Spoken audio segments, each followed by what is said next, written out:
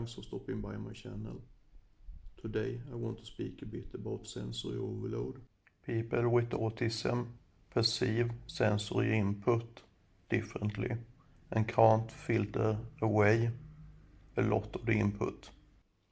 For example, when a person with autism are at the airport or a train station, there is a lot of movement and sounds, and it can be distorted and sound at a higher volume than somebody else perceives it as. And it is extremely tiring, and also it can be physically painful. It's a bit like a bank account. You can either deposit or withdraw, but you need to stay in balance. There is a fixed amount of sounds and image input a person with autism can take a day. If you are going over that limit, you will see shutdowns and meltdowns, and there will be violent outbursts. To avoid getting in those situations, you need to let the person with autism get a rest. You take short breaks between things you are going to do, and you let them rest before and after. This is a highly complex but equally effective method you can use.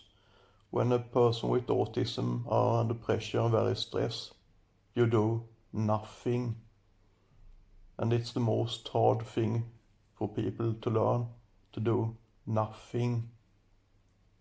So you let them process the stress and emotions before you do anything.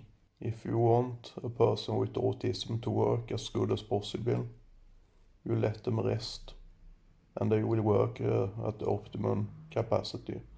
But if you overwhelm them with input, they will perform very poorly, and they also will feel very bad. If a person with autism don't listen to you or don't want to be social, don't take it personally. More often than not, it's because they try to protect the brain from extra input. It's not about you at all. These are a few ways to make deposits on the bank account. These are general rules, but persons with autism are also individuals, so you need to try some different things and find out what the specific person likes. These are all input breaks, and let the brains rest and recuperate.